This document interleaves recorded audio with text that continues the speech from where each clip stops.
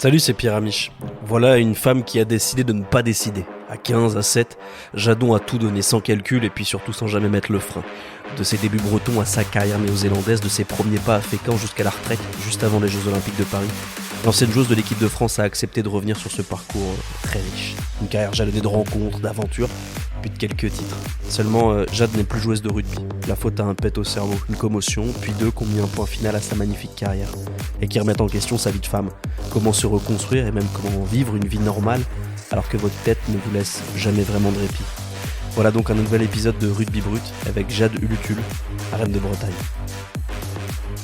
Bonjour Jade. Bonjour Pierre. Bon, j'espère que tu vas bien. Est-ce que tu as l'habitude de revenir comme ça sur ta carrière? Est-ce que c'est un exercice que tu as déjà fait, de décortiquer un peu 20 ans de vie quasiment? Même. Alors, on va dire que peut-être de cette façon, non, mais oui, je l'ai déjà fait pour un podcast, mais plutôt sur l'aspect aussi management et comment se servir en fait du sport de haut niveau et comment les passerelles qu'il peut y avoir aussi avec l'entreprise. Donc, on avait forcément retracé un peu la carrière, mais je pense de façon très différente. On avait mené ce podcast. Bah, écoute, on mettra le lien du podcast si tu veux, comme ça on pourra comparer et puis on pourra voir si, s'il y a des choses que j'ai pas abordées, que tu as dit dans un précédent podcast, ça peut qu'enrichir celui-ci. On va repartir loin en arrière, en tout cas dans le temps.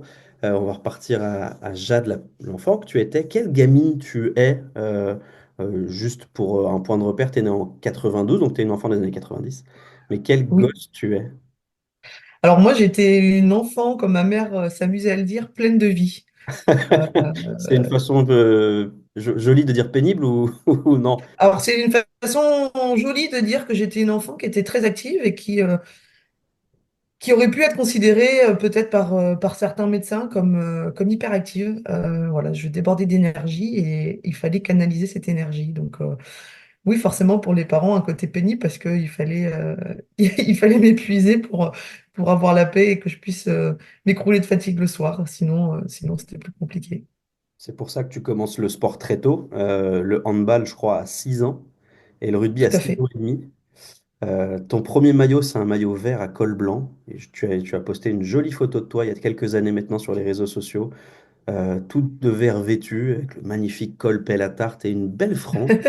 À cette époque-là, l'école de rugby, là où tu vas découvrir ce sport-là, c'est mixte, comme toutes les écoles de rugby. C'est pas des petits garçons et des petites filles, c'est juste des copains qui jouent ensemble. Qu'est-ce que ça t'apporte déjà d'un point de vue, tu l'as dit, physique, ça te fatigue? Mais j'ai l'impression que ça a été une grosse construction pour toi, cette école de rugby de Fécamp. Oui, moi j'aime bien dire que c'est l'école de la vie. Et du coup, je pense que comme j'étais une enfant plutôt active et du coup sportive, voilà, j'ai un papa qui était prof de sport, donc il nous a toujours amené, on a toujours suivi, je pense, sur les terrains de sport. Donc voilà, peut-être aussi cet attrait au sport. Euh, et le rugby, bah, j'y ai trouvé ma place, j'y ai trouvé mon équilibre. Ouais, il n'y avait pas de différence et les copains. Bah voilà, c'était les copains du rugby et j'étais la seule fille de l'équipe, mais j'étais aussi leur petite protégée, c'est-à-dire qu'en face, quand on s'amusait un peu à se moquer ou s'il y en avait qui essayaient d'avoir un mauvais geste envers moi parce que j'étais la fille de l'équipe, ils étaient jamais trop loin et leur tombaient dessus. Donc, je garde vraiment des super souvenirs et puis j'ai eu la chance d'avoir des super éducateurs qui ont toujours fait en sorte d'intégrer les filles parce que forcément, au début où il y a pu y avoir des garçons qui étaient peut-être pas contre, enfin, pas pour, on va dire, avoir une fille dans leur équipe. En tout cas, ils ont toujours fait en sorte de valoriser, d'intégrer les filles à leur équipe. Et en tout cas, moi, je me suis régalée sur les terrains et pour rien au monde, j'aurais loupé un entraînement de rugby quand j'étais petite. Je l'ai évoqué, tu es normande, tu es de Fécamp.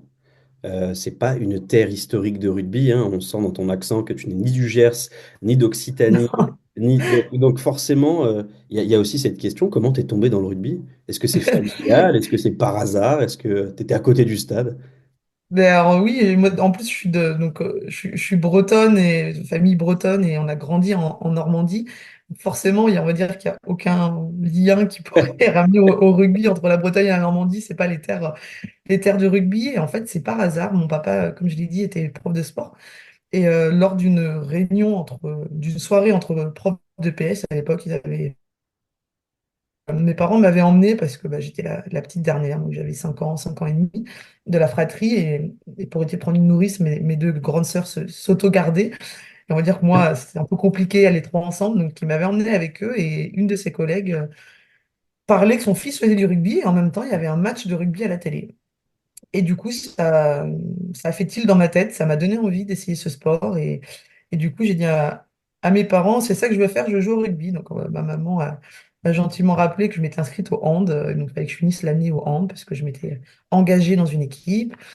Et bon, elle me l'a avoué plus tard, elle espérait bien qu'au fond, dans un coin de sa tête, ça me passe et que j'aille pas au rugby parce que voilà, elle avait un peu peur pour sa petite fille. Mais bon, pas de chance pour elle. Début septembre, je suis revenue en disant, maman, je veux aller au rugby. Donc, elle m'a fait faire les 3 séances d'essai en se disant, bon, au bout de 3 séances, on aura peut-être marre, je ne prendrai pas de licence. Ça va la dégoûter, ouais. Mais non, non, pas de chance pour elle. Voilà, j'ai adoré. C'est comme ça que j'ai découvert du coup le rugby à Fécamp. Et puis après, ça y est, c'était parti. Puis une fois que tu as commencé à faire du sport en dehors du gymnase, tu peux plus y retourner, hein.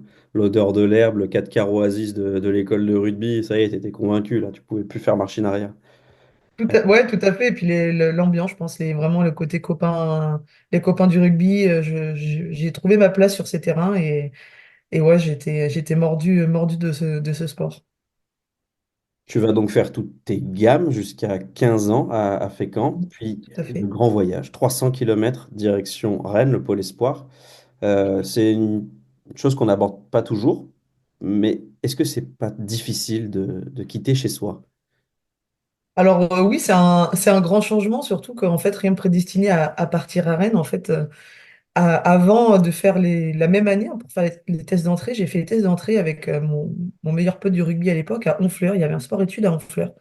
Et on va dire, heureusement pour moi, les tests de sélection étaient tôt.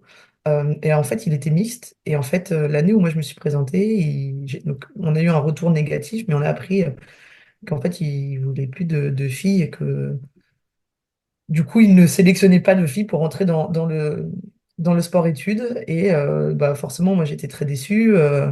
Et puis, le rugby, forcément, à 15 ans, il fallait que je joue après avec des filles. Et par chance, on va dire, j'ai mes cousins qui habitent à Carré-Plouguer, donc dans le Finistère. Eux sont trois garçons. Et mon oncle a reçu chez lui un dossier d'inscription pour le pôle espoir rugby féminin. Ce qui du coup est assez drôle parce qu'ils n'ont pas de fille et donc du coup il en a parlé à son frère, à mon papa. Et donc du coup les dossiers d'inscription n'étaient pas encore passés. Donc en fait comme je venais d'avoir un retour négatif, voilà, on s'est inscrit et je me suis retrouvée à aller passer ces tests en me disant bah, j'ai fait des tests pour un sport. D'un point de vue performance, j'ai pas été sélectionnée. Donc moi j'y suis allée en mode vraiment j'ai à peu près aucune chance. Et je me suis retrouvée sélectionnée donc et prise au pôle espoir. Donc les choses se sont faites vraiment très rapidement et un peu, on va dire, un grand pas dans l'inconnu, surtout quand on a un statut d'externe et qu'on rentre manger le midi chez soi et que là, on passe à interne et même en famille d'accueil le week-end parce que bah, c'est trop loin et que du coup, il n'y a pas d'équipe fille à Fécamp. Du coup, bah, je mute directement au Stade Rennais pour jouer avec les cadets du Stade Rennais. Donc, un grand changement et un gros changement dans ma vie. Et ouais, ça n'a pas forcément été toujours facile, hein, mais voilà, je me raccrochais toujours au rugby et à ce rêve dans un coin de ma tête de faire du haut niveau et d'un jour jouer en équipe de France. Puis il y a un gap dans ta vie sportive, tu l'as dit, tu passes de Fécamp à Rennes, dans ta vie personnelle, puisque bah, tu te retrouves un peu toute seule, quoi. D'un coup, il n'y a plus papa-maman pour te gérer. C'est des grands gaps. T'as su le fin mot de l'histoire? Pourquoi ton oncle a reçu ce courrier ou pas du tout? C'est une erreur de la part du Stade Rennais? Alors, c'est une erreur par rapport certainement du pôle espoir. C'est Ils n'ont incroyable, jamais ça. trop su pourquoi. Ils envoyaient, en fait, comme lui, il était il faisait partie activement du club de Carré. Il était entraîneur et tout. Il diffusait aussi dans les Ah, différents clubs de la région pour qu'il y ait des filles éventuellement pour qui... un peu, on va dire, diffuser pour s'il y a des filles qui n'étaient pas informées ou au courant qu'il y avait un pôle espoir. Parce que moi, du coup, j'ai intégré le pôle espoir. C'était seulement la deuxième année de la création du pôle espoir. Donc, c'est vraiment les débuts du pôle espoir. Donc, Il un concours fallait... de circonstances. Ouais, Ouais, c'est vraiment c'est incroyable. assez drôle, ouais. On dit souvent que les carrières, c'est autant du talent que des rencontres. Bah là, C'est c'est ça. aussi une petite pièce jetée en l'air qui tombe du bon côté. Mais Incroyable, quoi. Et d'ailleurs, toi, Exactement. tu l'as dit, tu es d'origine bretonne. Tu passes de la Normandie à la Bretagne. Euh, je ne vais pas te demander si tu es fier de tes origines, parce que ça n'aurait aucun sens, parce que évidemment que non, hein, demander à une Normande si on est fier de ses origines, c'est pas la question la plus risquée du monde. Mais il y a une similarité, quelque chose, tu te sens bien en Bretagne? Moi, je suis chez moi en Bretagne. Ouais, j'ai grandi avec la culture bretonne, des galettes, des crêpes à l'année. On n'attend pas juste la Chandeleur pour manger et faire des crêpes. Et moi, ma grand-mère habitait à Saint-Malo, donc en fait, je me rapprochais de chez ma grand-mère. J'ai été passer des week-ends quand on n'avait pas match avec le Stade Rennais à Saint-Malo chez ma grand-mère pour retrouver un peu ce concombre familial. Donc oui, Il n'y a moi, pas, y a pas un dépaysement énorme, quoi. Et tu te non, retrouves pas c'était juste que mes dans un parents monde habitaient inconnu. à plus de 300 km, mais c'était presque un retour aux sources, j'ai envie de dire, plus qu'un dépaysement total. Il y a ce petit bond de 300 kilomètres jusqu'à tes 18 ans. Et là, un bond nettement plus important, c'est la grande aventure. Tu décides de quitter la France, direction le bout du monde, la Nouvelle-Zélande, pour y jouer au rugby, fille au père, pendant Oui. un an. C'était un projet que tu mûrissais, qui est venu par le rugby en te disant, ah, franchement, ça se tente. C'était quoi? C'était un rêve, un objectif, un défi? Alors, on va dire, il y a deux choses. Ma sœur, la deuxième de la fratrie, après son bac, elle est partie un an en Allemagne faire fille au père. Euh, voilà, parce qu'elle, scolairement, c'était un peu plus compliqué, qu'elle n'avait pas forcément eu, en tout cas, réussi à avoir ce qu'elle voulait. Donc, ma mère lui avait dit, mais va à l'étranger et comme ça te permettra d'avoir un dossier solide et de montrer que tu es, voilà, t'es capable de sortir de ta zone de confort. Et puis, du coup, forcément, les portes derrière lui ont été ouvertes. Elle a réussi à avoir une école qui lui convenait. Et du coup, bah, moi, ça m'a donné envie aussi de faire un peu pareil. Euh, en fait, moi, j'ai changé d'orientation en première, donc j'ai fait 4 ans de lycée, on va dire, parce que j'ai dû refaire une première et du coup, c'est un redoublement, mais bon, j'ai changé d'orientation, de filière. Du coup, sur mon année de terminale, j'ai fait ma première sélection avec les moins de 20 ans. Et à la fin du match, à part savoir dire good game, j'étais nulle en anglais et je ne pipais rien. Et du coup, quand même, je me suis dit, c'est quand même dommage de ne pas savoir parler à l'arbitre, de ne pas comprendre ce que dit l'arbitre, et puis que je ne savais pas forcément ce que je voulais faire comme études, que j'avais un peu envie de faire une pause dans les études, parce que c'est quand même vachement mieux de jouer au rugby que de faire des études. Et donc, du coup, Non, je me c'est suis pas dit, ben, vrai. Les enfants qui nous écoutent, les études, c'est important. alors, on va y revenir après, c'est important, parce que du coup, j'ai quand même fait des études par derrière, et j'ai toujours mené le double projet pour assurer quelque chose. Mais en tout cas, à cette Avec période-là, ce que tu j'avais fais. envie de faire une petite pause. Et puis surtout, j'avais rien trouvé qui m'intéressait. Et du coup, je voulais parler anglais, apprendre à parler anglais. Je me suis dit, quoi de mieux que d'aller en immersion dans un pays? Et du coup, je me suis dit, oh, et je vais garder le rugby. Où on parle anglais, il y a du rugby. L'Angleterre, bon, les ennemis anglais, un peu trop près, ça me donne pas trop envie. Et puis j'ai pensé Nouvelle-Zélande. Et là, quand j'ai dit le mot Nouvelle-Zélande dans ma tête, ça a été une révélation, un tilt, des étoiles dans les yeux. J'ai dit, c'est là-bas que je veux aller. Et donc, du coup, je suis partie un an, je suis partie la semaine après la finale de la Coupe du Monde en Nouvelle-Zélande. Incroyable. Moi, Voilà. ce que tu savais pas, c'est que les Néo-Zélandais ne parlent pas anglais, hein. Ils parlent néo-zélandais. C'est un Alors voilà, accent. l'accent. Mais du coup, quand on comprend l'accent Ah néo-zélandais, ouais, tu après, peux vivre partout. voilà. Mais du coup, comme de base, je ne comprenais à peu près rien déjà à l'anglais. Voilà, j'ai eu 7 à l'oral au bac à l'anglais, donc moi, Et je partais d'un peu loin, hein, c'est pas pas se terrible. On va mentir. pas dire c'est mauvais, c'est pas terrible. J'avais une énorme marge de progression. Mais du coup, non, je me suis régalée, j'ai rencontré des gens extraordinaires. Et puis, j'ai trouvé ce que j'étais partie chercher. Du rugby, j'ai appris l'anglais et puis j'ai découvert une nouvelle culture, un magnifique pays et j'ai vécu une année extraordinaire là-bas. Bon, on a dû te poser 300 000 fois la question. Je vais pas te refaire le couplet de c'est quoi les différences entre les filles là-bas et les filles ici et tout. Tu as déjà répondu dans différentes interviews en disant quand tu arrives là-bas, elles sont triple championnes du monde, mais médiatiquement c'est zéro. Elles sont hyper fortes parce qu'elles baignent dans le rugby depuis toujours. J'aimerais quand même revenir sur toi d'un point de vue individuel. Tu vas connaître, bon, évidemment, la vie en dehors du rugby. C'est formidable, pays incroyable. Mais dans le rugby, tu vis une saison de fou malade. Tu finis championne de Nouvelle-Zélande, rookie de l'année. Enfin, il y a pire comme début, quoi. Et meilleure joueuse t'as oublié, les meilleures joueuses Pour du la NPC, finale. de la National Province Cup Ouais. avec Auckland ouais, derrière. Ben, une année extraordinaire parce que j'ai côtoyé les meilleures joueuses du monde. des filles qui sont triple ou quadruple championnes du monde. Euh, je suis tombée dans le club de College Waffles où c'était Anna Richards, la meilleure 10, l'une des meilleures 10 au monde de sa génération. Euh, et du coup, et puis une philosophie de jeu, je pense, qui me convient. Moi, je suis quelqu'un qui aime le rugby, qui aime jouer à l'instinct. Et là-bas, c'est un pays qui est très joueur, où bah, voilà, en club, l'équipe adverse est pas placée, même à 15, bah, on va jouer vite la touche pour en fait les prendre de vitesse. Et en fait, voilà, c'est le jeu appelle le jeu. Et donc, forcément, c'était, je pense, une dynamique dans laquelle moi je me suis retrouvée, où on avait cette liberté, on va dire, et peut-être un peu moins cadré, c'est un peu moins strict qu'on peut avoir en France, où voilà, moi, j'avais déjà cette expérience avec les moins de 20, où on m'avait dit. Les sorties de Attention à l'hygiène banc, de faut faire vie, comme ci. la masse grasse, il faudrait être plus sèche parce qu'on fait des tests et qu'on estime que. Et en fait, là-bas, à aucun moment, c'était voilà, c'était le jeu, c'était la performance avant tout. Et puis, et puis voilà, on va dire. Et du coup, c'est quelque chose dans lequel je me suis énormément retrouvée.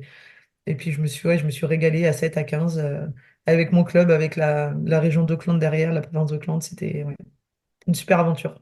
Pour résumer, là, en quelques années à peine, en 3 ans, tu vas faire le pôle espoir de Rennes, enchaîner avec l'équipe de France des moins de 20 assez vite finalement.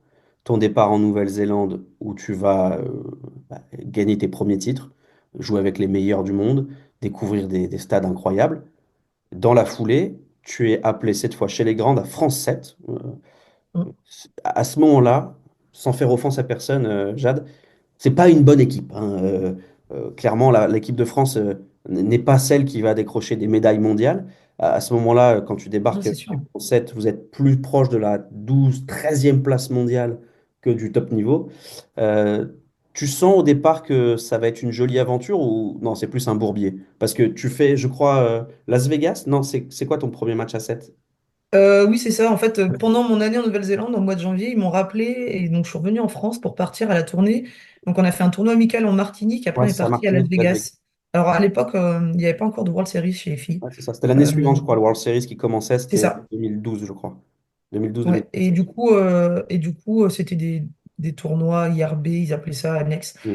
Et donc moi, je suis partie. Du coup, j'ai fait mon premier tournoi là-bas et effectivement, mais c'était aussi un image de rugby féminin où on avait du retard.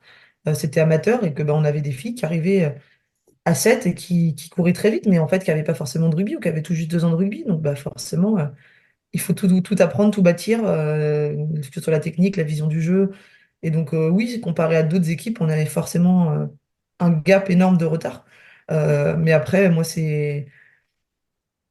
j'ai toujours eu un énorme plaisir et une fierté parce qu'en fait, ça reste une sélection et une équipe de France et qu'à ce moment-là, on se dit pas, quand on a 19 ans, que Oui, le niveau où on joue le bas de classement, on y va et on y croit coûte que coûte qu'on peut aller en quart de finale, aller chercher une demi-finale et que voilà, on a cette ambition-là, c'est peut-être insouciance de la jeunesse à l'époque.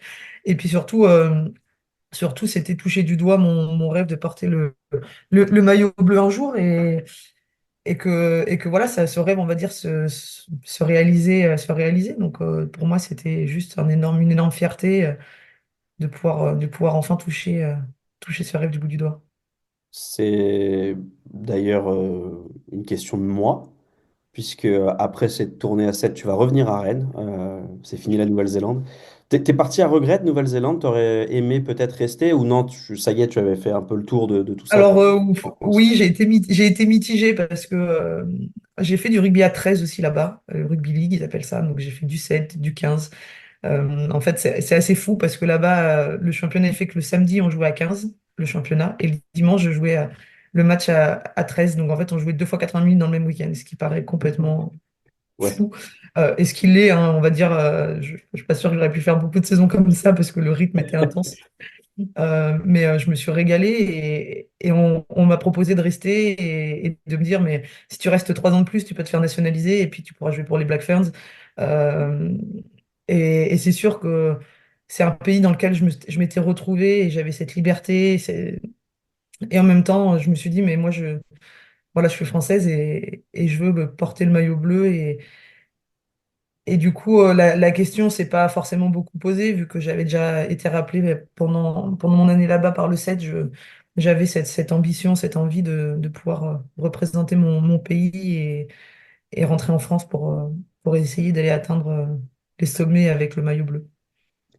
Avant ce maillot bleu, retour à Rennes, un club Oui. avec des joueurs incroyables, dont une avec qui tu vas former la charnière, qui est déjà une immense joueuse du 15 de France et aussi de Rennes, Sandrine Agricole. J'ai eu la chance d'interviewer certaines de tes coéquipières par le passé, et il y en a beaucoup qui m'ont dit que ce qui les touchait, c'était les causeries d'avant-match de Sandrine Agricole et cette atmosphère avec les bignoux, l'avant-match très, très breton du Stade Rennais. Toi, tu es une gosse encore, tu as 21 ans. Est-ce que ça te marque cette période-là euh, au niveau de l'identité et puis de Sandrine, qui est quand même un monument du rugby français au moment où tu joues avec elle? Alors ça me marque, mais en fait ça m'avait surtout marqué mon année avant de partir en Nouvelle-Zélande, parce que du coup j'avais déjà 18 ans, vu Oui, que, tu avais déjà fait des premiers vu que matchs. du coup j'avais refait une première, du coup j'avais déjà joué en senior, donc j'avais déjà joué avec elle. Donc en fait j'avais déjà connu mes premiers matchs, et en fait j'ai fait dès le mois de septembre, dès le premier match avec l'élite 1, en fait je suis jamais passé par l'équipe réserve, j'ai directement été jeté dans le grand bain, et du coup ça m'avait déjà marqué, et comme je disais, moi j'ai des origines bretonnes, donc en fait c'est un retour aux sources. Et du coup, forcément, c'était quelque chose auquel moi j'avais une importance et cette identité bretonne, cette musique, moi, me transcendait. Et voilà, on savait pourquoi on allait se battre. Et puis Sandrine, voilà, tout à l'heure, tu disais qu'on fait des fois des rencontres. Moi, c'est un peu c'est ma maman du rugby, Sandrine. C'est elle qui était ma coach au Pôle Espoir, en fait, quand je suis arrivée à Rennes. C'était elle qui était l'entraîneur du Pôle Espoir. Et donc, du coup, c'est elle qui m'a formée, c'est elle qui m'a tout appris, j'ai envie de te dire, dans cette exigence du haut niveau, parce que, bah voilà, elle transmettait ce qu'elle aussi, elle faisait du fait qu'elle était encore en équipe de France. Et du coup, c'était ouais, une fierté, un honneur de pouvoir jouer à ses côtés et d'apprendre de ces grandes joueuses. Et oui, quel plaisir de revenir au Stade Rennais pour retrouver cette ambiance, pour retrouver ces joueuses et cette excellence-là. Voilà, c'était pour moi le meilleur. Ouais, c'était inenvisageable à l'époque de pouvoir aller dans un autre club en tout cas. Juste pour finir avec Sandrine, elle a un parcours complètement hallucinant, puisque elle est kiné, mais elle est aussi entraîneur au RCT. En tout cas, elle a les diplômes d'entraîneur. Et ça a été la première femme à être officiellement entraîneur suite à la suspension de Pierre Mignoni pour un match du top 14. Ça te surprend de la voir faire ça? Et question subsidiaire, euh, est-ce que c'est important d'avoir des femmes qui le font? Je connais déjà la réponse, mais j'aimerais avoir la tienne. Alors moi, ce que j'aurais posé la question à l'envers, ce qui me choque le plus, c'est de me dire que dans des clubs professionnels à l'heure actuelle, il n'y a qu'une seule personne, qu'un seul membre du staff qui soit muni du DES ou de l'équivalent, parce qu'elle, à l'époque, c'était pas le DES. Et comme j'ai dit, en fait, avant d'être kiné, elle a fait une carrière d'entraîneur en parallèle de sa carrière de joueuse. Et du coup, elle avait passé tous ses diplômes. Et moi, ce qui me choque le plus, c'est de me dire qu'à partir du moment où il y a un entraîneur qui est suspendu, ben, en fait, personne d'autre peut prendre sa place et que du coup, ben, on va chercher. Et ah, tiens, il y a une kiné qui aurait le diplôme d'entraîneur, du coup, ben, on va la mettre sur le banc parce qu'en fait, on a personne d'autre et que du coup, sinon, on n'a pas d'entraîneur. Et pour connaître Sandrine, et c'est quelqu'un qui est extrêmement humble, elle ne s'estime pas être la première coach parce qu'en fait, elle a juste le diplôme et qu'elle a été mise là à transmettre des informations aux joueurs parce que Et voilà, elle, pendant le match, elle sortait de son rôle de kiné, mais que dans la semaine, en fait, c'était pas elle qui a entraîné l'équipe. Et du coup, pour la connaître un petit peu, oui, c'est plutôt ce sentiment-là où elle a voilà, juste on s'est rendu dépanné et rendu utile. service au Et collectif et que dans la réalité du terrain, elle est restée kiné. Et même si le fait d'être sur le bord avec le brassard et transmettre, on se prend au jeu, mais en tout cas, j'espère qu'un jour, il y aura une coach et si elle le souhaite de revenir dans l'entraînement, que ce soit elle qui soit vraiment entraîneur ou qui soit membre à part entière d'un staff de top 14 ou qui co-entraîne une équipe de top 14. je crois que j'ai qu'un exemple en tête d'une femme qui coach, et c'est à 13, c'est Audrey Ziter, qui est l'une des rares femmes à coacher des hommes. Et d'ailleurs, ça avait été l'objet de beaucoup d'agitation médiatique à ce moment-là. Elle avait été beaucoup interviewée. Oh, c'est formidable et tout. Juste, c'est les mêmes diplômes, les mêmes qualifications. Enfin, Oui. clairement, je trouverais C'est une volonté assez normal. de vouloir ouvrir une porte et de vouloir laisser et d'avoir une vision différente parce que c'est le même sport, mais on joue pas le même rugby. Mais par contre, je pense qu'on a des choses à apprendre de nous, des garçons, et vice-versa. Et moi, j'ai mon diplôme d'entraîneur et je me régale à entraîner j'entraîne les cadets à Rennes, une équipe masculine. Et voilà, c'est un milieu dans lequel je m'épanouis et qui est un très bon apprentissage. À ce moment-là, ton apprentissage est donc rennais, 21 ans. Nous sommes en février 2013. Tu es Oui, sélectionné pour jouer avec les Bleus à 15 cette fois. C'est un tournoi qui débute, un tournoi paradoxal parce que ta première en bleu, première Marseillaise, ça se passe pas top bien. Euh, Défaite face à l'Italie, un peu surprise. Quel en souvenir? Italie, dans un champ de boue. Ah, on va dire que c'était pittoresque, voilà. C'était très Exactement. bucolique. Bon, c'était quand même très particulier aussi. Déjà, quel souvenir tu gardes de ta première Marseillaise et de ce match-là plus généralement? Je, un bonheur et une fierté de me retrouver là et en même temps un peu frêle de se dire que voilà, je me retrouve à cet endroit-là à chanter la Marseillaise et que voilà, j'ai atteint mon rêve et qu'en plus j'ai ce plaisir, cette chance de le partager avec plusieurs Rennaises, avec Hélène Ezano, avec et notamment Sandrine Agricole et du coup c'est voilà, en même temps, on sait qu'on est protégé, qu'il ne pourra rien nous arriver parce que voilà, on a ces personnes-là qui nous entourent et du coup, on n'a qu'une envie, c'est voilà, ça y est, c'est dans des coups de toucher ces premiers ballons et d'enfin fouler la pelouse avec le maillot des grandes sur les épaules. Donc, c'était à Brescia, hein, pour ceux que ça intéresse, le bourbier italien de Brescia. Très jolie région, pas joli terrain. Derrière, Des pompes d'eau, c'était. derrière, victoire face au Pays de Galles et déplacement à Twickenham, à Londres, face à l'Angleterre, pour un succès en Angleterre, 30-20. À ce moment-là, l'équipe de France et l'équipe d'Angleterre sont à peu près taille-taille, hein, ça se joue souvent à pas grand-chose. Et le tournoi va finalement se conclure sur une défaite face à l'Irlande et un succès face à l'Écosse. Et l'équipe de France 2013 va prendre la deuxième place du tournoi. J'imagine que c'est un peu frustrant, mais c'est aussi les bases, les jalons qui sont posés pour les années futures et notamment les succès dans le Six Nations féminin. C'est un groupe Mais oui, construit, quoi. c'est un Six Nations qui aura été à rebondissement et émotionnellement parlant, énorme. Le match contre le Pays de Galles, c'était à Romans. Et sur ce match-là, la remise des maillots, je l'oublierai jamais. Ils avaient demandé le staff à ce que les deux plus capés de l'équipe remettent les maillots. Donc Laetitia Sall, plus de 50 sélections, et Sandrine Agricole.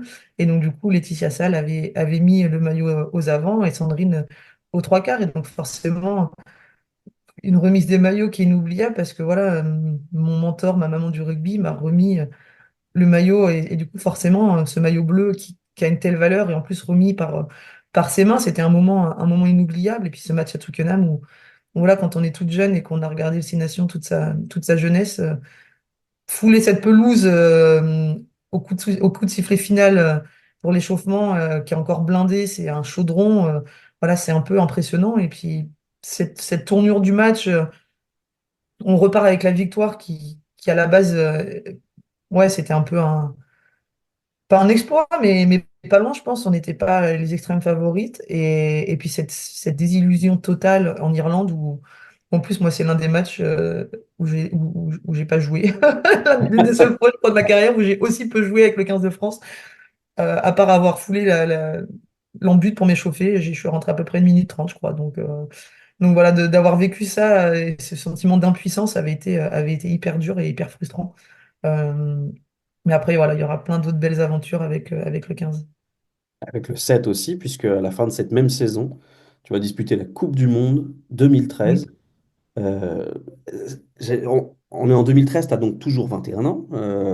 D'ailleurs, je crois que tu les as à peine au début de la saison. à peine, parce que moi je suis d'octobre, donc je Là, suis de c'est fin ça, d'année. 12 octobre. Donc, il y a quand même ce truc-là, à 21 ans, tu as fait les moins de 20, un an en Nouvelle-Zélande, Coupe du monde de rugby à 7, 6 nations. Est-ce qu'à un moment, tu te dis, ouais, ça va très très vite, ou tu réalises pas du tout, tu es dans le truc, dans la grande machine à laver, et les choses s'enchaînent assez naturellement, Est-ce que tu as un moment, petit pas de recul à te dire, waouh, c'est allé très très vite quand même. Non, en fait, les choses, elles s'enchaînent à une vitesse monstre parce que du coup, moi, j'étais en octobre, mi-octobre de Nouvelle-Zélande et en fait, j'avais tout juste fini ma saison en Nouvelle-Zélande. Donc, en fait, j'ai enchaîné 2 ans d'affilée, on va dire. J'ai pas du tout coupé et en fait, l'enchaînement a été monstrueux. Le staff du set m'avait même obligé de prendre 10 jours de repos parce que j'étais en train d'exploser un peu en plein vol. Et donc, en fait, ouais, j'étais dans une machine à laver, dans ce tourment. Où bah voilà, tout va très vite et puis en fait on a envie de tout faire, on découvre tout. Et du coup c'est non, j'ai pas réalisé, mais mais comme beaucoup de choses tout au long de ma carrière où je le réalise maintenant depuis que j'ai arrêté, je pense la chance que j'ai eue de pouvoir vivre toutes ces belles expériences et aventures. Tu vas de nouveau beaucoup enchaîner le 7, le 15, en club, à plusieurs postes, que ce soit à l'arrière, au centre. À 7, tu vas jouer à l'ouverture ou à la mêlée. En gros, tu vas jouer au rugby sous toutes ses formes et quasiment à tous les postes au final, quand on détaille un peu. Euh, Ce qui fait que les saisons sont hyper longues en fait pour toi. C'est-à-dire que tu coupes assez peu. Je sais qu'on t'a déjà posé la question, et c'est une question qui revient tout le temps. Alors, tu préfères le 7 ou le 15? Il me semble que toi, tu as décidé de ne jamais choisir.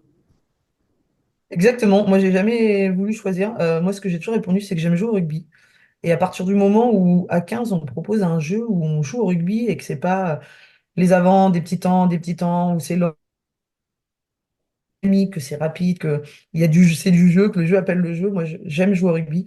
Et peu importe 7, 15 ou le poste, à partir du moment où, voilà, je peux être sur le terrain de rugby, c'est, voilà, peu importe. Et j'ai jamais choisi, j'ai jamais voulu choisir.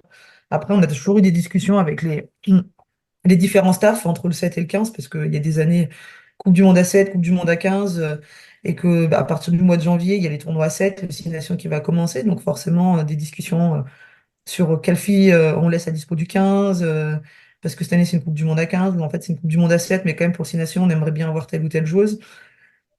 Moi j'ai toujours dit que, ou donné mon avis, et après c'était les staffs qui ont fait leur choix, et une fois ça a été le cas où on avait émis le souhait de partir avec le 7 parce que c'était une Coupe du Monde à 7 en janvier et que du coup on voulait aller refaire un peu de 7 avant de basculer sur le deuxième match du Six Nations et puis les staffs en ont décidé autrement et on a fait la prépa du Six Nations et tout le Six Nations avec le 15 avant de rebasculer à 7 et ça c'était en 2018 et du coup c'est l'année où on fait le grand chelem à 15 donc voilà Pas des trop fois mal. des avis qui peuvent être demandés et qui n'étaient pas forcément pris en compte à partir de là, moi, tant que j'ai joué au rugby, j'étais heureuse. Tu vas connaître des grands événements. La Coupe du Monde de rugby à 7 en 2013, puis le gros événement suivant, c'est les JO à Rio en Oui, 2016. Sportivement, le tournoi est un peu délicat, mais c'est ta découverte de l'olympisme, des Jeux. tout à fait. Quel souvenir tu gardes? Parce que souvent, on a cette image d'Épinal de ah, tu croises la Dream Team américaine et puis tu vas déjeuner avec Michael Phelps. Est-ce que tu as une anecdote de ce genre-là en tête quand tu étais à Rio? Eh ben, moi, j'ai un rêve d'enfant et comme si le monde pendant 15 jours s'était arrêté et que, en fait, la planète s'était arrêtée, puis il y avait ce petit village olympique qui vivait. Vraiment ce sentiment-là. Et pour la petite anecdote, donc nous, on a la chance, la France est une très grande délégation. Et donc, du coup, on a un immeuble qui nous est apprêté pour la délégation française. Et du coup, au pied de notre immeuble, il y avait la laverie. Et donc, une fois, je descends déposer mon linge sale dans les sous-sols de cet immeuble. Et du coup, j'arrive, il y avait un peu de monde, je fais la queue. Et puis, en fait, à un moment donné, devant moi, personne ne se retourne. Et là, c'était Tony Parker. Et donc, du coup, on s'est retrouvés à... Ah, mais tu vois, du coup, il me demande ce que je fais comme sport, parce que on a des accréditations. Et du coup, quand tu vois rugby à 7, ah, mais c'est impressionnant ce sport. Et donc, du coup, on s'est retrouvés, et je me suis retrouvée à discuter avec Tony Parker. Euh, on va pas présenter, tout le monde connaît en France. Un petit Et peu, du ouais, coup, le chanteur, c'est ça? et du coup, je me suis retrouvée là, je me suis dit, moi, j'ai 22 ans, 23 ans à l'époque, je sais même plus quel âge j'avais. Et je me retrouve à aller poser mon linge et discuter avec Tony Parker. Ouais, voilà, j'ai trouvé ça assez fou et j'étais complètement excitée. Enfin, en fait, comme si d'un coup, j'étais presque plus athlète, même si voilà, on essaye toujours de dire qu'on est d'égal à égal, parce qu'en fait, on est deux athlètes qui représente la France. Mais voilà, quand on est enfant et qu'on adore le sport, qu'on regarde les JO et que, anecdotiquement, avec mes sœurs petites, on avait dit, ah, un jour, nous aussi, on y sera. Et que voilà, en fait, moi, là, j'y suis vraiment. Ouais, c'est un peu un rêve éveillé que j'ai pu vivre pendant ces Jeux. Et c'est aussi, de façon collective, ce qui a pu nous porter préjudice sur le terrain d'un point de vue résultat, parce que voilà, en fait, l'aboutissement, c'était de venir au jeu et on était au jeu et que bah, peut-être que derrière, sur les derniers entraînements, on s'est un peu perdu et que du coup, le résultat a pas suivi. Le résultat, c'est une défaite en quart de finale face au Canada, Mm. qui elles-mêmes vont être éliminées dans la foulée par l'Australie, mais elles vont décrocher une médaille de bronze face à la Grande-Bretagne, ce qui était une énorme performance. Dans l'ensemble, bah, vous perdez que 2 matchs dans le tournoi, une fois face à la Nouvelle-Zélande qui va être championne olympique et une fois face au Canada qui sera médaillé de bronze. C'est quand même pas mal. D'autant que si je ne me trompe pas, ce quart de finale, tu es la seule à marquer. Donc, un essai, une transformation ou un essai Oui, non transformé. Mais, euh, oui, mais voilà, la mais marche c'est non était transmis. à ce moment-là un peu trop haute. Mais tu vas te rattraper Ouais, par la suite parce qu'on va y revenir. Il y a les Jeux Olympiques qui se profilent. 5 ans plus tard, malheureusement, pour c'est ça. cause de pandémie mondiale, mais on va y revenir dans quelques instants. 2017, les choses s'enchaînent à nouveau, puisque les Jeux Olympiques d'été laissent la place à la Coupe du Monde en Irlande. 2017, tu vas être sélectionné et tu vas disputer cette Coupe du Monde qui, pour l'occasion, là, se passe bien, en tout cas un peu mieux, jusqu'aux phases finales. À ce moment-là, tu as presque fini le jeu déjà. Tu as disputé les Jeux Olympiques, tu as disputé la Coupe du Monde de rugby à 7, la Coupe du Monde de rugby à 15, et tu n'as même pas 25 ans. C'est dur d'alimenter la machine à rêve, de continuer à avoir des objectifs. Non, parce que du coup, je pense que le rêve ou les objectifs, ils grandissent et qu'en fait, bah oui, j'ai participé, mais j'ai rien gagné. Et que du coup, je pense que c'est ça qui m'anime, cette envie de vouloir gagner, d'aller chercher un titre, d'aller chercher des médailles. Et donc, du coup, forcément, voilà, quand on échoue à pas grand-chose, on a cette envie de revanche et d'y retourner pour prendre notre revanche, même si c'est 4 ans après. Cette Coupe du Monde, juste pour finir, c'est une grande parenthèse, mais cette Coupe du Monde, vous allez être renversé par l'Angleterre en demi-finale, 20-3. Le score est un peu sévère, mais la petite finale face aux États-Unis, qui est à ce moment-là une grosse nation, Oui, au même titre que la Nouvelle-Zélande, l'Angleterre, le Canada, ça fait partie des 5 grosses nations avec la France, eh bien vous allez l'emporter avec tes copines, 31-23 pour décrocher une troisième place, encore une pour l'équipe de France, mais celle-là, elle est un peu différente parce que finalement, c'est une nouvelle génération qui s'est installée en bleu. Euh, complètement. Marjorie Mayence, Amédée Montserrat, Caroline Drouin, Lénaïque Corson, toi, vous êtes finalement euh, une génération qui s'installe et qui va durer un petit peu en tout cas. Vous vous mettez à rêver à ce moment-là de pouvoir gagner des choses, parce que pour l'instant, l'équipe de France n'a pas beaucoup gagné. Bah, oui, clairement, on a cet objectif-là et on se donne rendez-vous surtout 4 ans après en se disant que voilà, on a tout à construire pendant un nouveau cycle et qu'avec le nouveau staff, parce que c'est aussi ça, c'est que le staff avait changé début janvier. Donc en fait, c'est ça qui n'est pas forcément aussi évident avec la fédération, c'est que quand le président change des fois, sans demander, même si sans tenir compte qu'il y a une Coupe du Monde qui arrive 6 mois après, ben, un staff peut être entièrement changé. Donc, c'est ce qui s'est passé juste avant l'Irlande et c'est ce qui malheureusement va aussi se profiler derrière pour la Coupe du Monde en Nouvelle-Zélande. Donc voilà, des changements des fois qui sont bénéfiques ou pas, mais nous en tout cas, on sait qu'on a une génération et on a des joueuses qui peuvent prétendre être là et gagner en expérience sur les 4 prochaines années et qu'il y a des 6 nations entre-temps et que voilà, la meilleure façon aussi, c'est de dédramatiser un peu cet ogre anglais, c'est d'aller les chercher sur les tournois destination avant et de faire un peu nos classes comme ça pour arriver prête à la prochaine Coupe du Monde. C'est ce qui va se passer dès l'année suivante. Tournoi des 6 nations 2018. Les premiers matchs, sans dire que c'est une formalité, l'équipe de France tremble pas vraiment, hein. Victoire face à l'Irlande, victoire face à l'Écosse, victoire face à l'Italie, écrasante cette fois, là, vous leur mettez la tête sous l'eau. Arrive ce match au Stade des Alpes à Grenoble le 10 Mm. mars. Euh, c'est un énorme défi qui attend les Bleus, version féminine. Euh, Ce match-là, est-ce que pour toi, c'est un match capital au sens où c'est le début d'une nouvelle histoire? Et moi, je l'ai vécu comme ça, mais je suis pas du tout dans le groupe. Tu as bien remarqué que je n'étais pas joueur de haut niveau ni joueuse de l'équipe de France. Mais je l'ai vécu vraiment comme un plafond de verre à casser face à cette équipe d'Angleterre.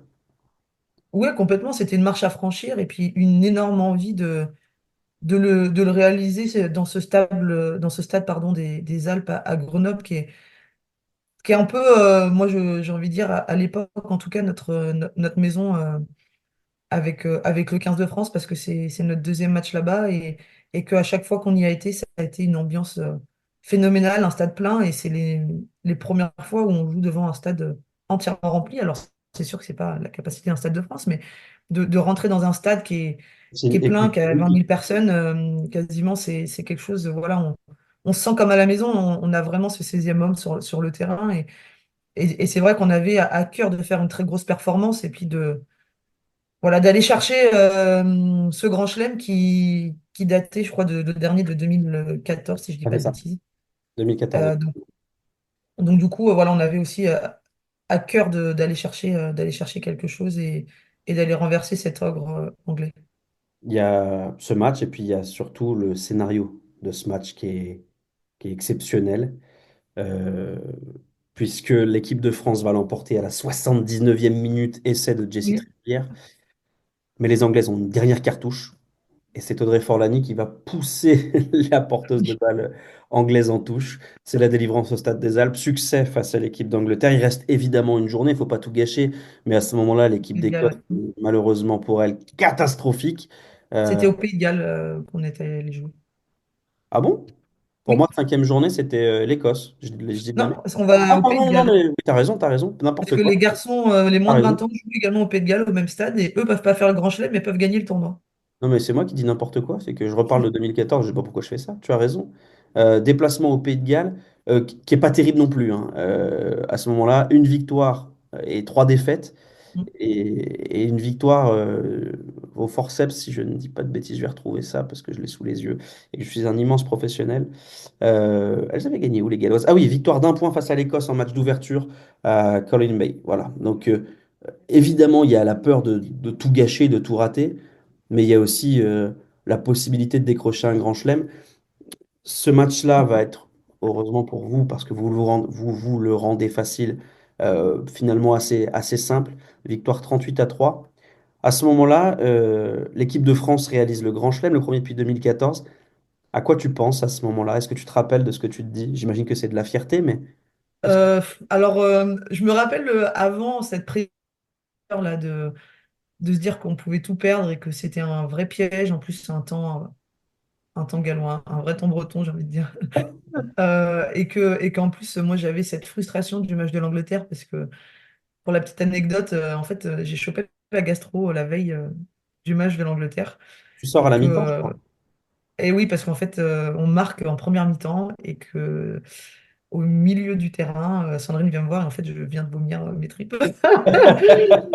Voilà, Yes. donc j'avais laissé ma petite patte au milieu du terrain de Grenoble et qu'en fait, elle me file un peu de sucre et que voilà, c'était aussi cette chance d'avoir Sandrine comme kiné à ce moment-là et qu'en fait, à la mi-temps, je suis à moitié malaise dans les vestiaires et que là, elle dit à l'entraîneur, alors que pourtant, lui estimait que j'étais performante sur le terrain et qu'il voulait pas me sortir, qui dit que là, c'est quand même peut-être un peu risqué, qu'il faut peut-être pas prendre de risques. Donc moi, j'avais cette frustration de ne pas avoir pu rester sur le terrain plus longtemps et que du coup, j'avais envie, enfin, j'avais à cœur vraiment c'est pas de se racheter, mais en tout cas de faire une grosse performance au Pays de Galles. Et ça a été un super match où on a réussi à mettre notre jeu en place et à créer un peu de jeu malgré les conditions et cette délivrance à la fin et ouais, c'est dur de réaliser en fait qu'on a fait un grand chelem et tout va vite et on se retrouve avec ce trophée dans les mains et cette médaille et ouais, c'est juste fou. C'est juste fou et ça paraît irréel.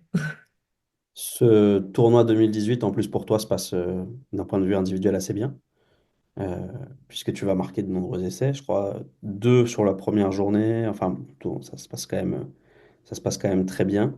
Euh, après ce succès, peut-être que c'est moi qui lis mal ta carrière, et à ce moment-là, tu me dis, mais j'ai l'impression qu'il y a une bascule qui s'opère aussi, et que sachant que les Jeux Olympiques arrivent, tu vas quand même mettre un peu plus le curseur à 7. Est-ce que je dis n'importe quoi? Alors, par la force des choses, en fait, derrière, donc on finit ton destination et quand on rentre, 10 jours après, on s'envole pour le pays, pour le Canada à Langford, pour l'étape du World Series qui suit. Donc voilà, tout s'enchaîne à chaque fois, peu de temps de récup potentiellement. Et puis, moi, mon mari est militaire et à l'époque, il était parti en mission en OPEX à l'étranger. Donc voilà, mentalement aussi, pas forcément le plus facile à vivre. Et en fait, on s'était du coup très peu vus. Et au Canada, je me suis pété le croisé. Voilà, j'étais partie au Canada, on était en fatigue, très fatigué mentalement. Et voilà, sur une action anodine, je suis en train de faire un plaquage haut, donc je relâche mon bras, mon poids du corps va sur ma jambe du coup. Et là, paf, le genou. Et après plusieurs examens, une fois rentré en France, le verdict est tombé, même si moi j'avais pressenti rupture du ligament croisé. Ouais, tu le Donc sens. du coup, je me retrouve à être forfait pour la Coupe du Monde à Los Angeles en 2018 à 7. Et là, voilà, une rééducation qui s'est pas bien passée. J'ai dû me faire réopérer au bout de mois parce que j'avais fibrosé, j'avais pas de flexion, que du coup je ne pouvais pas courir, j'étais bloqué à 110 degrés de flexion. Enfin, voilà. Et du coup, j'ai repris uniquement le rugby un an jour pour jour après au Canada. C'était mon premier tournoi. Donc je me pète là-bas et un an après, je reviens faire mon premier match là-bas. Donc une année compliquée et qui fait que du coup, je me suis un peu éloignée des terrains du 15. Euh, Là, on est en 2019, et si je dis pas de bêtises. c'est Oui, ça, tu tout à reviens. fait. Donc on C'est arrive en important. mars 2019, on va dire. Oui, C'est important parce que tu vas te marier aussi avril en 2019. 2019. Voilà, une année Tout à charnière. fait, en juillet. Et nous ne le savons pas encore. Le Covid frappe à notre porte, mais ça, on ne le sait pas. Et donc, vous vous lancez avec l'équipe de France dans une préparation commando de 6 mois pour décrocher une médaille pour les Jeux Olympiques de Tokyo 2020. C'est Euh, ça. donc, vous vous frappez, parce que j'en ai parlé avec Camille Grassino, vous vous frappez une préparation de mutant et on vous dit, ah ben non, en fait, ben, il n'y aura pas les Jeux. Comment tu l'as vécu ce truc-là un peu rude quand même? Bah ouais, c'est exactement ça. Et donc du coup, en fait, du coup, je rebascule à 7 directement et le 15, n'étant pas priorité, on va dire, parce qu'il y a les Jeux de Tokyo qui arrivent, c'est focus complètement avec le 7. Et moi, j'ai quand même mis un peu de temps à revenir avec mon genou et en tout cas à me sentir bien sur le terrain. Et donc là, voilà, on est lancé pleine bourre depuis début septembre avec une prépa et avec voilà, enfin, un gros volume pour pouvoir se faire la caisse au maximum et pour pouvoir après partir sur de l'affûtage sur la fin de saison vu des Jeux. Et puis surtout qu'en fait, nous, on n'était toujours pas qualifiés parce que tu as émis le fait que je me suis mariée en juillet 2019. Date choisie un an avant, en concertation avec le staff par rapport à des potentiels tournois ou tournois de qualification. Et donc, forcément, le tournoi de qualification olympique devant être début juillet, finalement, on s'est retrouvé mi-juillet, plutôt que fin Parfait. juin, début juillet. Voilà. Donc, nickel. Le week-end de mon mariage. Donc, du coup, le tournoi à Kazan, qui était le tournoi de qualification européen pour les Jeux de Tokyo. Ben, moi, du coup, je n'étais pas sélectionnable parce que, ben, en fait, quand même, j'avais- Toi, t'as pas annulé ton mariage pour je les pouvais pour ça? difficilement me marier par visio. Donc, du coup, c'était un peu une expérience un peu particulière. Et du coup, nous, au Covid, on était à pleine bourre et on se retrouve arrêté d'un coup et toujours pas qualifié. Donc, en fait, mentalement, ça a été un peu dur. Et puis, moi, je m'étais cassé l'orteil 15 jours avant un entraînement. On était en marcher dessus, je me suis cassé le petit orteil. Et du coup, j'avais l'orteil toujours pété et je jouais dessus, mais c'était un calvaire.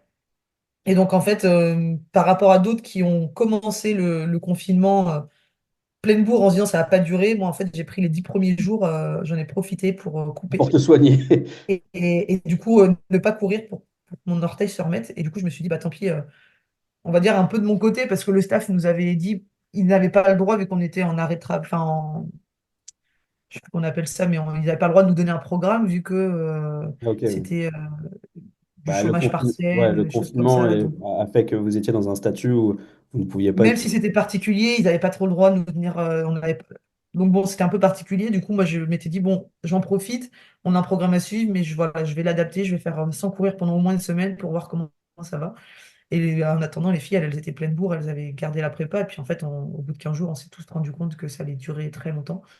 Et on va dire que c'est au bout de 4 semaines, je crois qu'on apprend que les jeux seront reportés. Et donc là, forcément, il y a un énorme coup d'arrêt. On se dit que tout ce qu'on vient de se faire, c'était pour rien. Et puis qu'en plus, bah, nous, on sait toujours pas si on va être qualifié. Donc ouais, c'était un peu dur, hein. Il reste que, il y avait même carrément un moment le fait que peut-être que les jeux n'allaient pas se tenir, hein. Ça aurait été Oui, évidemment terrible pour les sportives, les sportifs. tout à Il fait. reste qu'une pandémie mondiale et beaucoup de morts. J'imagine que voilà, la priorité aurait été évidemment pour des questions de santé publique. Reste que ces Jeux vont vraiment avoir lieu à l'été 2021. L'équipe de France se présente avec quelques certitudes, même si la qualification a été un petit peu dure. Il y a quand même un passé pas si lointain d'une finale mondiale. Et puis il y a un groupe on en parlait en préambule de cette interview. Au départ, quand tu découvres France 7 et que tu as 18 ou 19 ans, c'est pas une équipe top niveau. Là, vous faites partie des 3 ou 4 meilleures nations du monde. Et pourtant, ce tournoi olympique démarre avec un défi improbable face à une équipe des Fidji affûtée comme jamais. Enfin, pour en avoir là encore discuté avec Shannon Nizar ou Camille Grassino, apparemment, vous vous êtes fait secouer, quoi. Alors, nous, on s'y attendait. On sait que les Fidjiennes, c'est une équipe qui peut être très difficile. Et on va dire que notre qualification nous aura beaucoup servi parce que du coup, ça avait été une saison un peu particulière post-Covid en termes de tournoi. Et du coup, ce tournoi de qualification nous avait permis de rematcher et de refaire un peu nos gammes à un mois des Jeux. Donc, en fait, c'était très bien. Et c'était parfait pour cette jeune génération qui nous avait rejoint un an avant, Séraphine Okemba, Anne Cécile, Johanna Grisé, Caroline Drouin, voilà, où il y avait eu un arrivage de 8 joueuses avec nous. Et du coup, forcément, bah, ça avait permis de aussi peut-être enlever un peu ce stress des jeux. Et on savait que ce match contre les Fidjiennes était un match piège, que c'est une équipe qui a d'énormes qualités comme chez les garçons, mais qui chez les filles est peut-être un peu moins affûtée au terme Ouais. de la saison en règle générale, mais que par contre, bah, elle bénéficie du même type d'entraînement que les garçons, notamment sur les grosses compétitions, où du coup, voilà, il y a un suivi qui est un peu plus poussé sur au moins les 6 ou 4 derniers mois, et qu'on savait que ça pouvait être une équipe très dangereuse. Et, euh, et du coup, c'était assez drôle de voir que les médias nous ont tapé un peu dessus à l'issue de ce match en disant Oui, c'est qu'on ça. s'était fait peur, que finalement on n'était peut-être pas Peut-être pas si prête. si prête, ou en tout cas c'était peut-être un peu trop ambitieux de vouloir viser une médaille.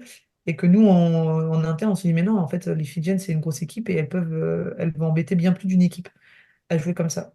D'ailleurs, elles vont finir. Il s'est prouvé derrière, vu qu'elles finissent troisième. Elles finissent médaillées de bronze avec un match, une demi-finale épique face à la Nouvelle-Zélande où elles sont toutes proches de les Oui, renverser c'est ça. et un match pour la médaille de bronze gagné face à l'équipe de Grande-Bretagne. On le rappelle, pour les Jeux Olympiques, la Grande-Bretagne, c'est l'Angleterre, l'Écosse, le Pays de Galles regroupés ensemble. Donc des équipes absolument terrifiantes, notamment chez les Mm. garçons, où là, bah, c'est les Lions, quoi, clairement.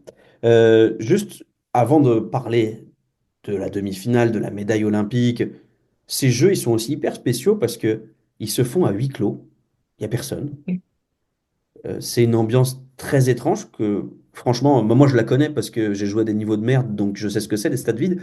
Mais pour quelqu'un qui a l'habitude de faire des tournois dans des stades blindés, comment tu ressens ce truc-là? Ça doit être hyper bizarre. Alors, ce qui nous a fait le plus, bah, moi, ce qui m'a fait le plus bizarre, c'est on a eu la chance de pouvoir faire la cérémonie d'ouverture, ce qui n'était pas le cas à Rio. Et donc, du coup, voilà, on se dit, ça va être bon, sauf que c'est à huis clos et qu'en fait, bah, du coup, c'était naze. On a passé des heures dans les sous-sols du stade. Alors après, on était avec toute la délégation, donc du coup, ça a chanté, il y avait de l'ambiance, donc ça, c'était sympa. Mais en fait, on a juste traversé le stade, fait coucou bah, aux caméras, parce qu'en fait, le stade était vide et il y avait juste quelques présidents dans les tribunes, et qu'on est ressorti par l'autre côté. Donc ça a duré littéralement 3 minutes. Et qu'on n'a absolument rien vu de la cérémonie, que du coup les équipes ne restaient pas, enfin les délégations ne restaient pas sur le stade pour assister à l'allumage de la flamme, ou comme ça peut se faire d'habitude. Et donc, du coup, c'était très frustrant, c'était très, très étrange cette cérémonie d'ouverture. Vous avez fait un petit tour de stade Et vide et du puis vous êtes coup, rentré, quoi. exactement. Et donc, du coup, bah, derrière, c'est là où ça m'a fait le plus bizarre, c'est sur la finale, de chanter la Marseillaise dans un stade vide où, voilà, ça peut être particulier. Et en même temps, je me dis que ça a été à notre avantage et que du coup, ce stade vide nous a permis de rester focus, de nous centrer, de ne pas perdre de l'énergie avec des amis, de la famille qui est présent ou des gens qui nous sollicitent après les matchs et qu'au moins, voilà, on est peut-être resté un peu plus en autarcie et à parler un peu plus rugby, à optimiser davantage la récupération, à prendre un peu plus de temps entre nous. Et en tout cas, ça a fonctionné, ça nous a rapporté plutôt que des bonnes choses. Parce que, bah oui, 2021, Jeux Olympiques 2020 disputés en 2021, avec tes potes, vous allez décrocher la médaille d'argent. Défaite en finale face à la meilleure équipe du monde, de l'univers et de tous les temps, la Nouvelle-Zélande, qui gagne tout et tout le temps. Reste que cette médaille d'argent, je ne vais pas dire qu'elle était inespérée quand on regarde 5 ou 6 ans en arrière, mais c'est une performance assez exceptionnelle de la part de ces filles-là. Un investissement, j'imagine, énorme. Est-ce que cette médaille a changé ta vie?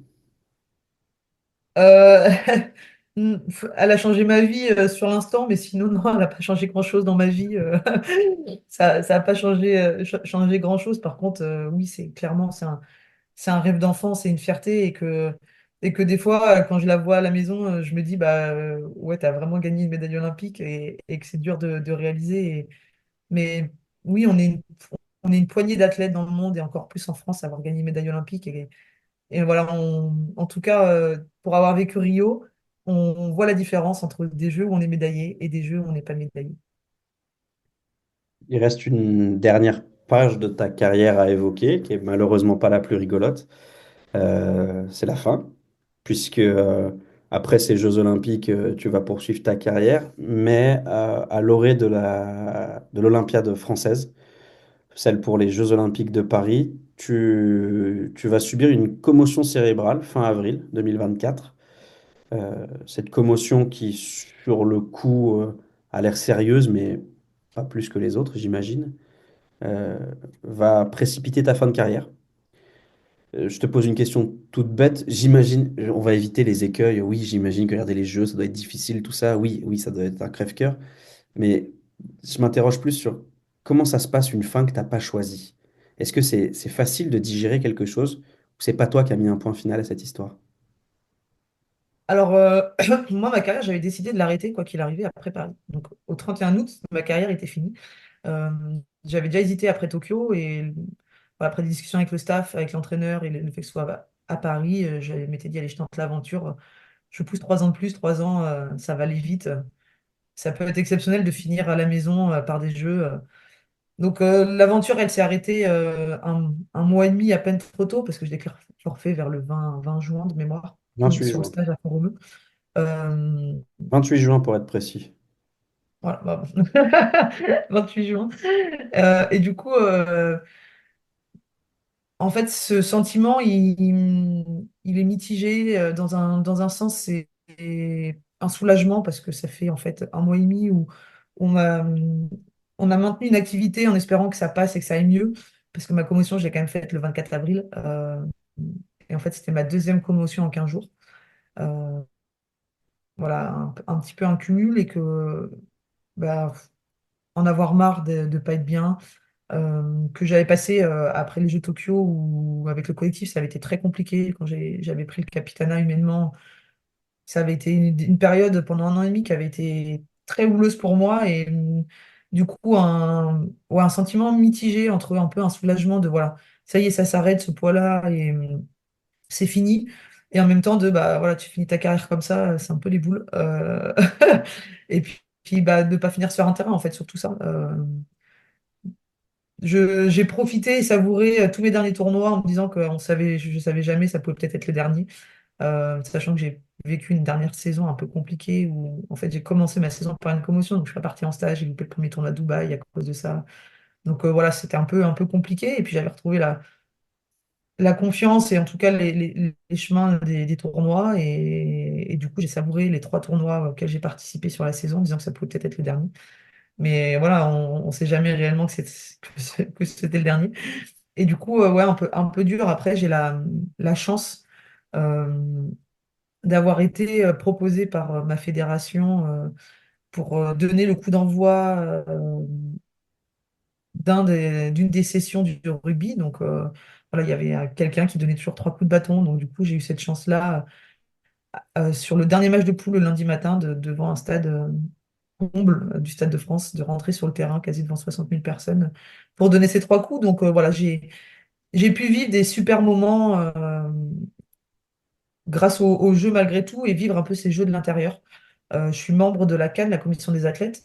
Et du coup, pareil, ils organisaient au Club France euh, et pour accueillir les médaillés. Ils mettaient en avant, ils essayaient de trouver un sportif de chaque sport pour venir parler au grand public au Club France avant un match important, un quart de finale, ou voilà, de la compétition de son sport, donner quelques anecdotes sur l'équipe et tout ça. Donc, du coup, j'ai pu aussi faire ces choses-là parce que bah, forcément, j'étais en lien directement avec les CNO étant membre de la CAN. Donc, ça m'a permis voilà, de pouvoir aussi profiter de ces jeux un peu de l'intérieur et différemment. Et du coup, voilà, Faut pas être de trop pas triste et rester être sur trop cette malheureuse. Ouais. frustration. Et puis cette défaite en quart de finale, du coup, a été peut-être encore plus facile à digérer du fait que je n'étais pas sur le terrain et que les filles mentalement ont été très, très impactées et que du coup, pour moi, ça a été un peu plus facile de me dire et d'avoir cette légèreté de me dire, bah voilà, au moins j'ai échappé à ce calvaire. Oui, c'est Donc, c'est évidemment sûr un que ça peu. aide peut-être un peu plus. Voilà, Si elle avait été championne olympique, c'est sûr que là, exactement, c'est ce que j'allais dire. C'est peut-être un peu égoïste, mais imaginons un scénario inverse où elles sont championnes olympiques à la maison. non, c'est clairement un peu d'égoïsme, faut Ça pas aurait se été, mentir. ça aurait C'est été, oui, mais d'un point de vue individuel, ça aurait été beaucoup, ça aurait été enfin, indigeste en fait, ça aurait pas, à ça aurait pas digérer pu. cette. Voilà, c'est pas possible. Ça aurait été C'est trop ça. dur. Ça aurait été trop dur. Un peu comme C'est ça. ceux de France 98 qui ont été écartés 3 semaines avant la Coupe du Monde et qui voient leurs copains devenir champions du C'est monde. ça. Il y en a certains qui ne se sont Exactement. jamais relevés de cette épreuve-là parce que c'est trop Bah, difficile. du coup, en tout cas, ça m'aura peut-être facilité à digérer la chose un peu plus facilement, on va dire. Jade, ça me donne l'occasion quand même de parler d'un problème qui commence à émerger, heureusement, médiatiquement et de manière plus populaire, c'est celui des commotions. C'est quelque chose qui a ravagé la vie et la carrière de certains joueurs et certaines joueuses. Si tu devais m'expliquer ce que tu as vécu de manière très simple, d'un point de vue pas forcément clinique, mais comment tu as ressenti les choses, c'est quoi souffrir d'une commotion? Eh ben, moi, on va dire que le pire a commencé à partir du moment où j'ai déclaré forfait. Quand je suis rentrée à la maison, que j'ai vraiment tout coupé. Et, en fait, moi, je prends l'image d'une cocotte minute où en fait, bah, la cocotte minute, elle était là en permanence et du coup, on se rend pas compte. On vit toujours un peu avec un casque autour de la tête, un peu mal à la tête, mais c'est devenu ton quotidien et que quand on laisse la cocotte minute redescendre, bah, du coup, bah, on a des symptômes à la conduite, les écrans nous donnent la nausée, euh, et en fait, ça fait que s'empirer. Pour le coup, les stades pendant les Jeux ont été un enfer pour moi parce qu'en fait, le bruit me donnait mal au crâne. Alors, une fois que la cocotte minute était remontée, bah, du coup, c'était bon, hein, c'était nickel, il n'y a pas de problème, j'ai passé 3 jours super La vitesse de et tout va croisière, bien. les Sauf que douleurs bah, persistentes. derrière, une fois que je suis de nouveau retournée au calme, j'ai ramassé et que c'est toujours pas réglé à l'heure actuelle, en fait, 1 an après. Il y a depuis 10 jours là une belle évolution, mais il y a un mois maintenant, ouais, là c'est la quatrième semaine, ça va être la quatrième semaine, mon médecin, on a décidé de repartir sur de l'arrêt complet. Euh, J'en ai profité en fait que ce soit mon mari soit en vacances pour faire une semaine de vacances. Du coup, on est resté à la maison, j'ai fait du vélo, quasiment peu de conduite. J'avais déjà essayé de limiter depuis plus de 15 jours les écrans et j'ai continué à le faire. Alors ça tombait bien, c'est la période où pendant 15 jours il a fait un temps magnifique. Donc je vais plus faire du jardin, aller me balader, ça aide. Et en fait, j'ai commencé à sentir un peu d'amélioration, notamment sur les nuits, parce que en fait, des insomnies à 4 heures, 5 heures du matin, et effectivement, quand on est debout à 5-6 heures et qu'on fait rien de sa journée, qu'on est censé pas faire trop d'écran et récupérer, les journées peuvent être un peu longues. Et du coup, depuis un mois, là, je vais plus aux entraînements sur Rennes parce que du coup, j'ai 30 minutes de route, donc ça fait de la fatigue supplémentaire. Et donc, voilà, on a décidé d'essayer de repartir sur ça, de lever le pied, même si j'ai vraiment jamais mis le pied à plein gaz, mais pour essayer de retrouver un peu d'amélioration parce que ça faisait 2 mois que je stagnais et que Et du coup, au bout d'un moment, on en a marre de se lever le matin en ayant l'impression d'avoir la gueule de bois ou d'avoir déjà mal à la tête alors qu'on n'a rien fait de particulier. Euh, donc, ouais, moi, ça se traduit comme ça. Après, il y a quand même beaucoup d'améliorations, hein. En septembre, j'étais pas capable de faire grand-chose. Mon activité du jour était en septembre d'aller faire mes courses. Euh, et c'était déjà très bien. Donc voilà, j'arrive à faire plus de choses maintenant. J'oublie pas des rendez-vous, alors que jusqu'en octobre, j'étais capable d'oublier un rendez-vous. Et puis, c'est comme s'il avait jamais existé, même si c'était noté dans mon agenda. Ça m'est arrivé 2 fois, chose que jamais ça m'était arrivé avant. Donc voilà, c'est trouver un équilibre entre faire des choses qui nous font du bien, parce que sinon on tombe dans la dépression et Pas en qu'il faire faut trop. surtout pas. Et en même temps, se rendre compte quand on en fait un peu trop en disant, oula, là j'ai un peu plus de symptômes, il faut que j'en fasse un peu moins. Donc voilà, trouver cet équilibre. Et puis dans ces cas-là, l'entourage est très important. Est-ce qu'à un moment, tu as eu peur? Oui, et toujours, hein, j'espère que mon médecin me dit que ça reviendra, mais on n'en a aucune certitude et on se dit, on espère que ça reviendra. Donc j'essaye plein de choses. Je prends tout ce qu'il y a à apprendre, des nouvelles techniques, voilà, j'essaye. Et de toute façon, c'est ce que je dis, même si on n'a pas forcément des résultats concrets. Au pire, ça fera mal au portefeuille, mais le temps que ça peut me donner un espoir d'avoir une amélioration, voilà, je le tente. Là, enfin, j'ai commencé un nouveau, c'est pas un protocole, mais en tout cas Nouveau une traitement. nouvelle méthode, on va dire. Ça s'appelle le neurofeedback. C'est des électrodes qui sont posées au niveau du cerveau. En fait, ça permet de remettre les bonnes fréquences dans le cerveau, et de refaire, en tout cas, émettre les fréquences les bonnes ondes, et de Ok. remettre un peu tout à l'endroit. Et en fait, j'ai découvert ça grâce à mon papa qui est atteint de la maladie de Parkinson et qui, grâce à ça, a vu des énormes progrès, évolutions au niveau de sa dextérité, au niveau de son quotidien, en fait, à cause de la maladie. Et donc, du coup, voilà, je Tu vais dis, je vais commencer à essayer, on ne sait essayer. jamais. Et voilà, alors, pour l'instant, j'ai eu un bienfait sur 2 jours, ça m'a pas duré. Lui m'a dit qu'au bout de 4 séances, il avait eu des effets sur du long terme. Donc voilà. J'attends de voir et j'espère que ça va m'aider et que un jour je pourrai reprendre la course à pied. Voilà. Quand je sais que je pourrai reprendre la course à pied, je me dis que Ça sera j'arriverai à la fin. Parce que pour l'instant, c'est impossible. J'ai la vue qui saute et enfin voilà. En tout cas, j'ai pas pu. Depuis le 28 juin, je n'ai pas recouru. bon, ça se voit pas. Sache que moi, je cours et ça ne se voit pas. Voilà.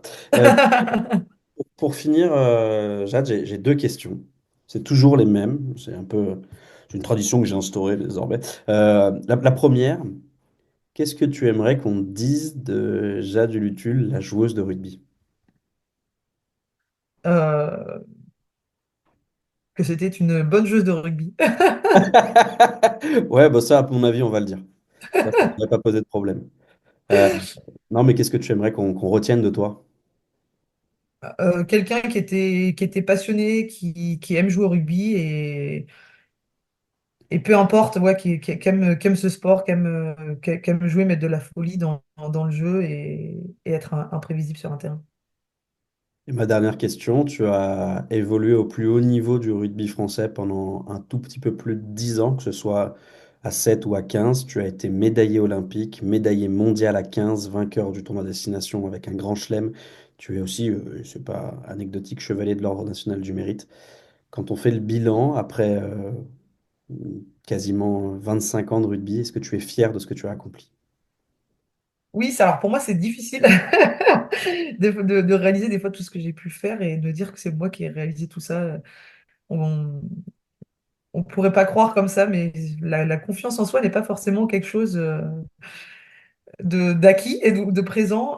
Et du coup, oui, c'est une fierté d'avoir réussi à faire tout ça et surtout une fierté d'avoir duré aussi longtemps à ce niveau-là et d'avoir en tout cas terminé par la grande porte en étant performante sur mes derniers tournois du World Series et que ça, voilà, d'avoir, on va dire, quitté de la meilleure des façons en étant performant sur le terrain, c'est une fierté, ouais.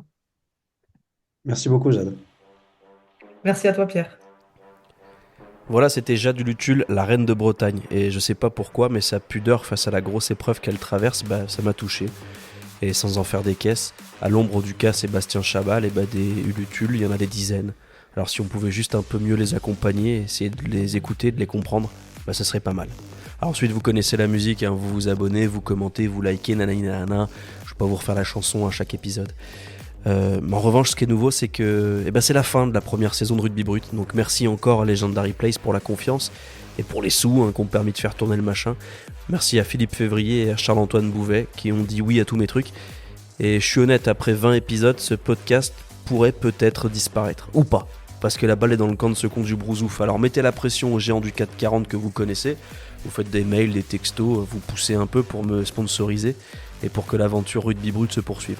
D'ici les millions et les enregistrements de qualité depuis ma villa à Miami, en attendant un prochain épisode hypothétique, je vous embrasse et je vous remercie de votre fidélité.